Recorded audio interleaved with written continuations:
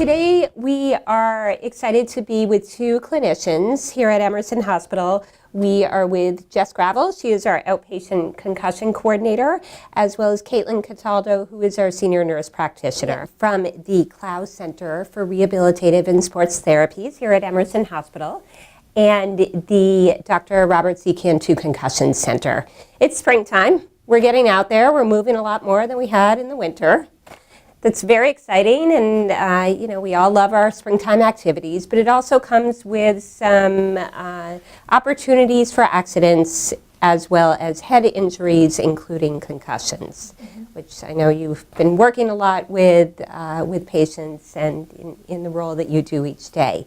So today we're going to be talking about concussions, what they are, how to prevent them, to really help people out. They are very common, a lot more common than I think people imagine. So maybe we'll kick it off with, what is a concussion? Yeah, well, good question. So a concussion is a brain injury when the brain impacts with the skull. There's essentially two kinds of forces that can occur. One is a linear force, and that is a acceleration-deceleration force. And that can often happen with some indirect body impact, so such as like a whiplash injury. And second is a rotational force, and that is a side-to-side kind of force. There's often a lot of shearing, as well as stretching going on with the brain, as well as the brain stem. And that can happen typically due to a direct blow to the force or to the head itself. There's also a second phase of a concussion, and that's the chemical change that can occur.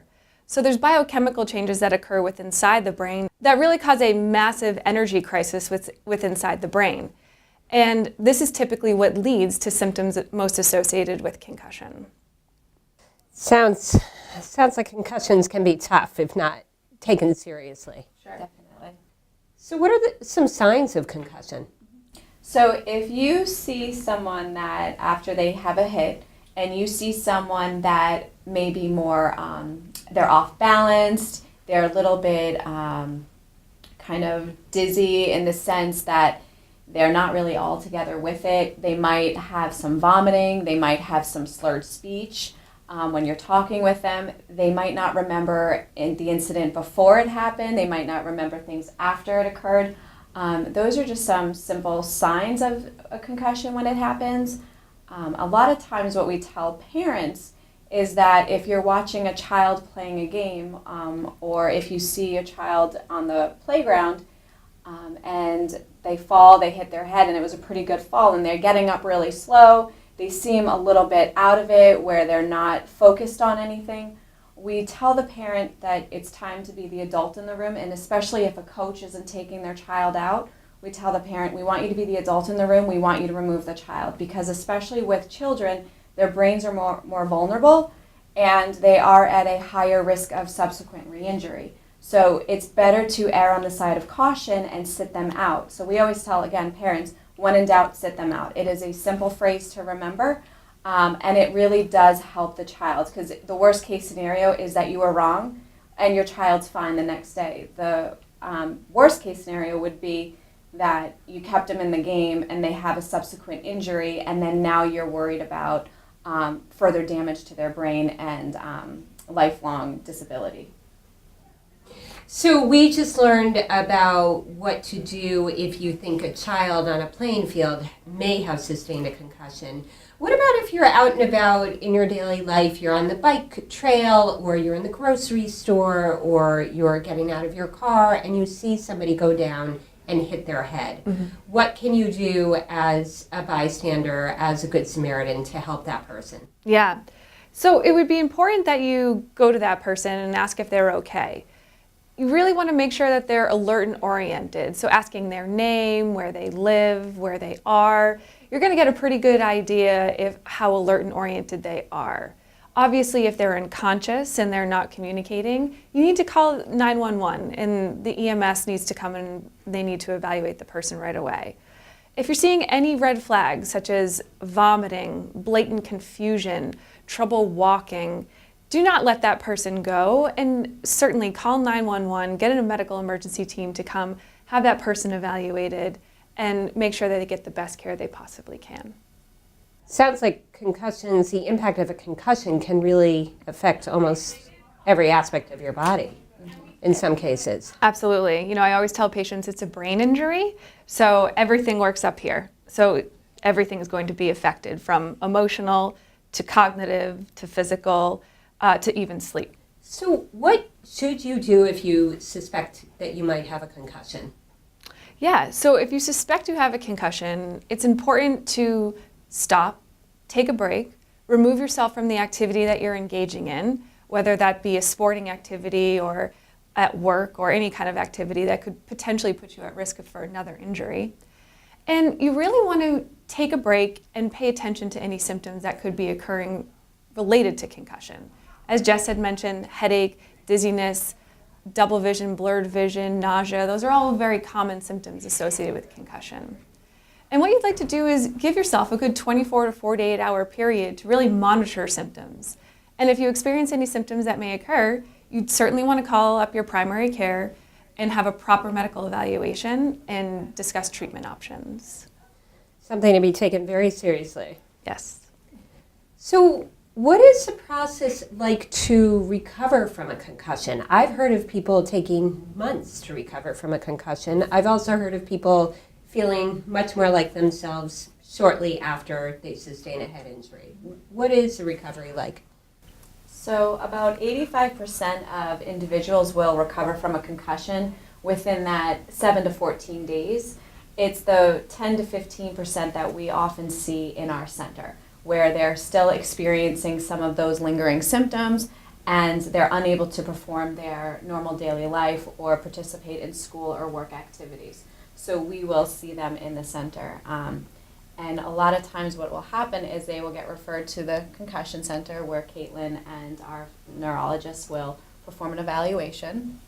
And then from there they can determine whether or not they may need any other type of services, whether it be physical therapy, speech language pathology, or occupational therapy. What's really exciting lately too about the rehab or recovery from concussion is we're really encouraging more physical activity sooner rather than later, which is something that's really changed over the past 5 to 10 years in recovery concussion recommendations.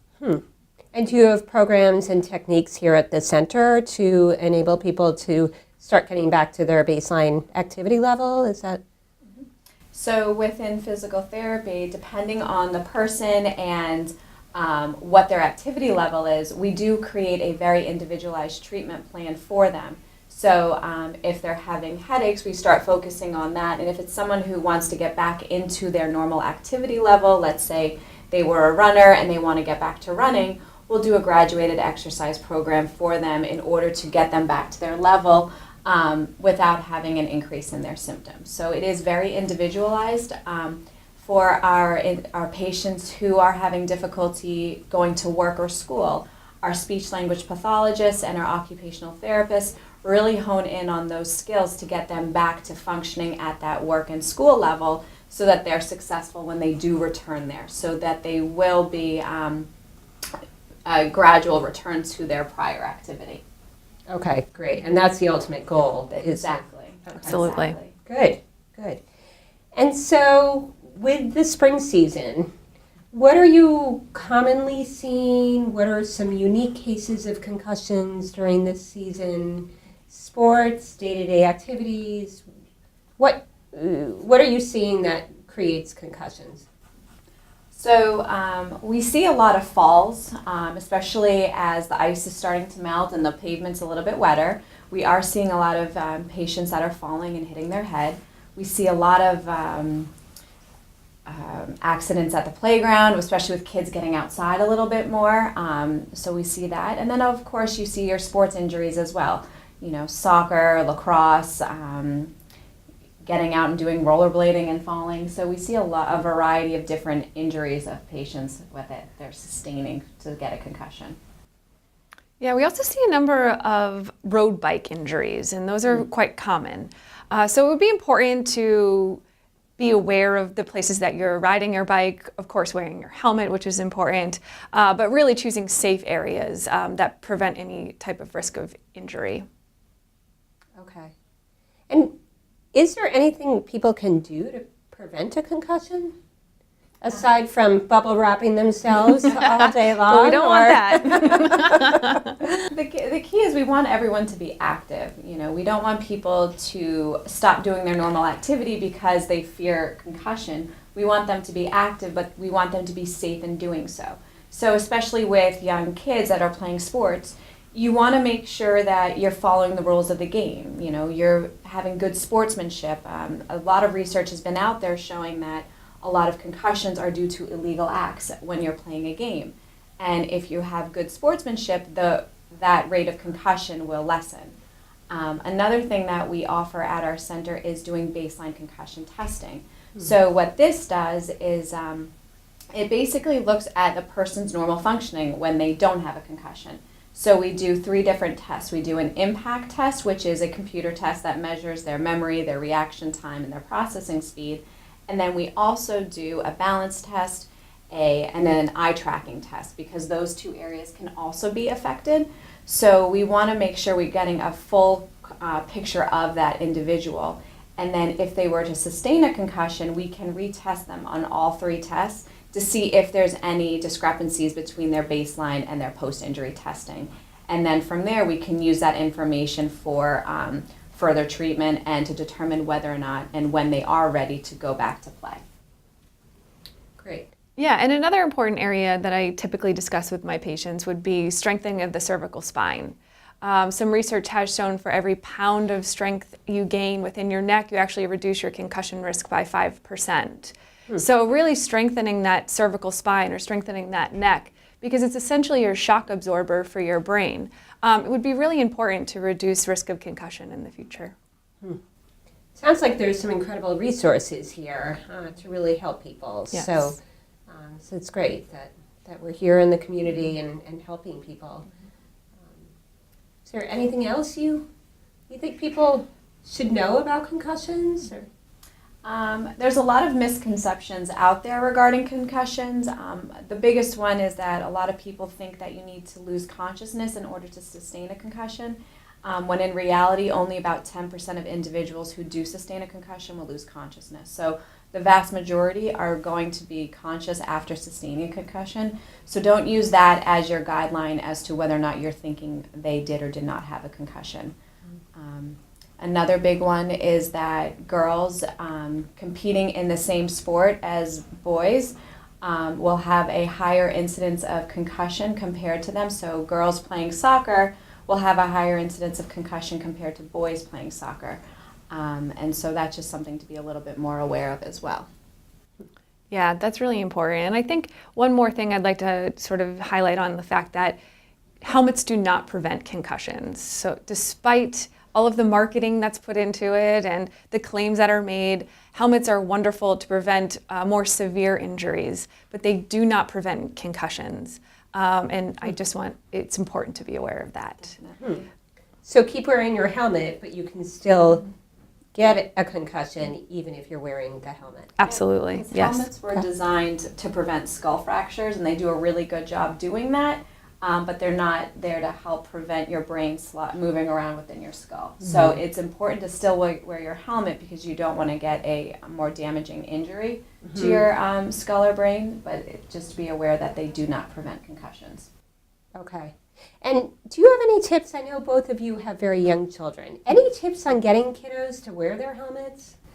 I just tell my son that it's safe for his brain. And so now whenever he sees someone riding a bike and he sees that they're not wearing their helmet, he always points out to me saying that they're being dangerous and they're not wearing their helmet.